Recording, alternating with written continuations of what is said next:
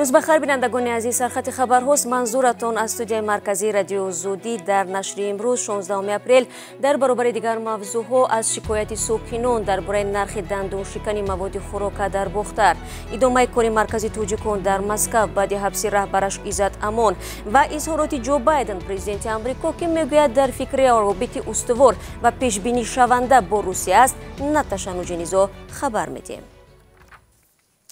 با شروع ماه رمضان شکایت مردم در تاجیکستان از بالوروی نرخ مواد خوراک بیشتر می شود. از جمله در شهر بختر ساکنان میگویند بنابر گرانی نرخ امکان خریدن مثل گوشت، میوگی و دیگر انواع سرغذا را ندارند. در بازارهای این شهر یک لیتر روغن 24 سومانی، ارد از 240 سومانی تا 260 سومانی و گوشت از 58 تا 60 سومانی ارزش دارد. هو نرخ نواخر قیمت هواره شکر бамушам میخریم. رحمت به یک جنابون کی. Ну, если я покупаю мясо, я где-то на 10, на 15 сомон, когда мне надо. Но я не жалуюсь на свое здоровье, мне хватает. مسئولین دو بازار شهر بختر میگویند برای کاهش نرخ‌ها در این ماه یارمارک‌ها برگزار میکنند. در بازارهای دیگر شهر و نواحی ختلان ارزش محصولات اگرچه نظر به شهر بختر کمی ارزان است، ولی ساکنان آنجا هم گفتند برای آماده کردن سرفه رمضانی پول زیاد لازم است. در همین حال در مسکو کارمندان مرکزی توجیکان با یاری شخصان خیرخواه برای مهاجرانی که در بازداشتگاه مخصوص نگه داشته میشوند افطاری رمضانی و لوازمات گیگینی رساندند. به گفته کارمندان مرکز فعلا در بازداشتگاه سخر و 158 مهاجران کشورهای مختلف نگهداری میشوند. از این میان 70% شهروندان تاجیکستانند. جایز به تاکید است این اولین تشبوس جوانان مرکزی توجیکان بعد از روسیه به تاجیکستان بردن رهبری آن حقوق شناسی شناخته عزت امان می باشد. کارمندان مرکز میگویند تلاش خواهند کرد کار عزت امان را ادامه بدهند و به مهاجران نیازمند کمکی حقوقی و مادی برسانند. وزارت مهنت و مهاجرت تاجیکستان با یک اعلان به مهاجران تاجیک در روسیه مراجعت کرده است. وزارت میگوید نفرانی که تا امروز با سبب‌های گوناگون نتوانستند خود را ثبت نام یا رجیستراسیون کنند باید در محل زیستشان از قید بگذرند و مهلت بودباش را تا 15 ایون سال جاری دراز کنند. در عکس حال اسم آنها به طور اتوماتیک بر روی خط افراد شامل می شود که از حق ورود شدن به روسیه محروم می گردند. ولادیمیر پوتین رئیس جمهوری روسیه روز 18 اپریل سال گذشته با صدور یک فرمان قاعده‌های بودباش مهاجران را در روسیه بنابر پاندمی کووید 19 سبک کرده بود. اجرای این فرمان 15 ایون امسال به آخر می رسد.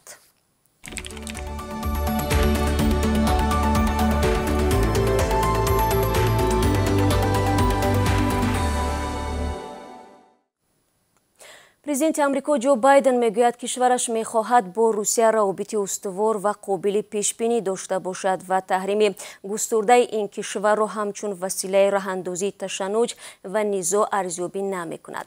15 اپریل بعد اعلان تحریم روسیه پرزیدنت بایدن در قصر سفید ابراز داشت که اگر دخالت به دموکراسی آمریکایی ادامه یابد چاره‌های علاوه‌ای اندیشیده میشوند.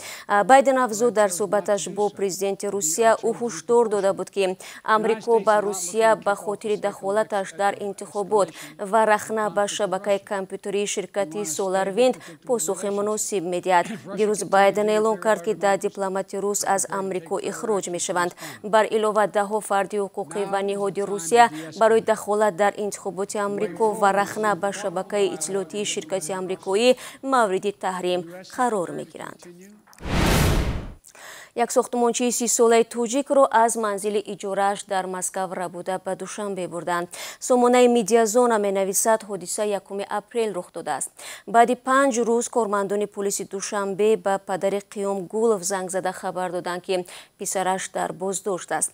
وکیلان مدافع قیام گولف میگویند مقامات تاجیکستان او را در رسانیدن کمک مالی به تروریستان عیبدار میکنند. این مدت از 5 تا 12 سال زندان را پیش بینی می نماید. بهرام همراه وکیل مدافع گولف گفت در ماه فوریه و مارس سال جاری 200 تاجیکستانی را از روسیه به تاجیکستان آوردند که در تروریسم و اکستریمیسم عیبدار می شوند.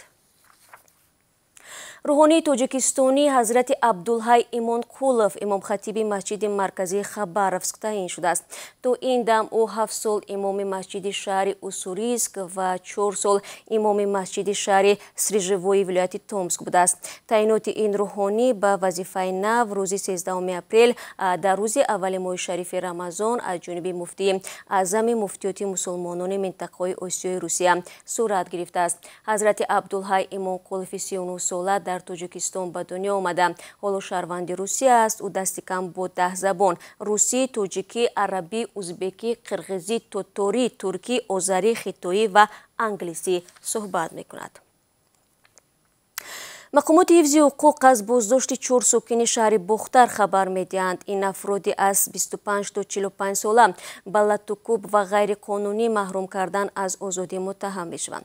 به گفته منبع یکی از متهمان برای اثبات خیانت همسری 37 ساله برادرش با ساکن 41 ساله نویه کوشانیان به اصطلاح عاشق احتمالی را روز 21 مارس با زوری به ماشین بار کرده به شهر بختر میبرند. آنها این مرد را در یک خانه بسته لطوکوب کردند و غیر قانونی چند ساعت نگاه داشتند. در نسبت بازداشت شده ها پرونده جنایتی آغاز شده. تفتیشات در این زمینه ادامه دارد.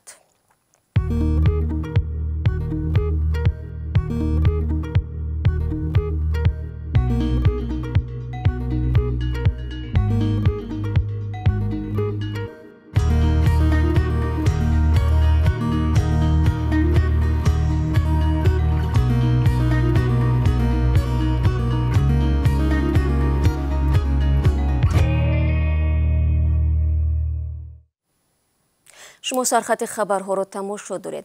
در توجیکستان فعالیت یک اهرام و یا پیرامید مالیوی آشکار کرده شد که از عملهای آن زیاده از 300 نفر ضرر دیدند. داستان کل میگوید نمایندگان تشکیلات تازه‌کار از این رو در شهر دوشنبه ولایت‌های سوخت و ختلان بیش از 150,000 دلار ساکنان را گرفتند. آنها خود را نماینده تشکیلات خارجی افیناش که گویا با کارخانه‌های استخراج کننده، نگهداشت، کارکرد و فروش نفت و گاز و طلا مشغول بوده همکاری دارد، از ساکنان با وعده دادن فایده کلان از 100 تا 4,000 دلار آمریکایی گرفته است. در این رابطه 2 نفر بازداشت شده. جستجوی افراد دیگری گروه جنایی ادامه دارد. در ماه گذشته ارسال کمک‌های بشردوستانه به توجیکستان به مراتب زیاد شده است. این کشور به مبلغ 6.2 میلیون دلار یوری دریافت کرده است که نسبت ماه‌های ینور و فوریه 88% بیشتر است. طبق اطلاع آژانسی آمار، چین تامین کننده اصلی کمک‌های بشردوستانه به توجیکستان باقی مانده است. ضمناً 2 ماه پیش آژانسی مبارزه با فساد توجیکستان اعلان نمود استفاده نادرست صدها هزار سامانی کمک‌های بشردوستانه را که برای مقابله با بیماری کووید 19 پیش بینی گردیدند آشکار کرده است. طلبگاران سفر به روسیه از توجیکستان شکوه دارند که ارزش بلیط‌های پروازهای چارتری گران بوده. برای مثال در شهر خوجند از 10 تا 15,000 روبل روسی را تشکیل می‌دهد. تا به حال اکثر پروازهایی که میان دو کشور انجام می‌شوند چارتری هستند. پروازهای منتظم هفته 2 بار از سوی شرکت سامان ایر و یوتر از دوشنبه به مسکو و برعکس عملی می‌گردند و به گفته مسافران برای هفته‌های نزدیک بلیط‌هایشان فروخته شده است. تا به حال در مورد بیشتر کردن پروازهای دائمی و یا باز نمودن روی زمینی بین توجیکستان و روسیه خبری نیست. در این اواخر در راه‌های ماشینگرد ولایت سوخت 39 حادثه ناخوش ثبت شده است که با مرگ 19 نفر و مجروح گردیدن 45 تن انجام یافته است. این وضع را کریم رحیم‌زاده سردار شعبه بازرسی دولتی اتومبیلی سوخت در نشریه محلی تشویش‌آور خوانده است. به قول منبع نصف این صدمه‌ها با عیب پیاده‌گردان به عمل آمده است. در نتیجه 4 پیاده‌گرد هلاک و 13 کس دیگرش جراحت برداشتند. قانونگذاری توجیکستان برای پیاده‌گردانی که قاعده‌های حرکت در راه را ویران می‌کنند آگاهی و یا به اندازه 7.5 سامانی جریمه را پیش بینی می‌کند.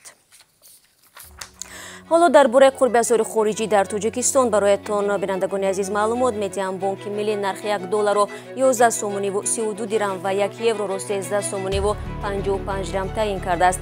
روبل روسی امروز 16 اپریل نسبت دیروز به شدت پایان رفته است. 1000 روبل روسی 146 سومونی و 50 درهم مقرر شده است. بینندگان عزیز، سرخط خبرها را اینجا به پایان میبرم، اما با شما خیر و خوش نمیکنم زیرا در پیش برنامه اخباری آزادی داریم. روز خوش و تا ملاقات نوبتی.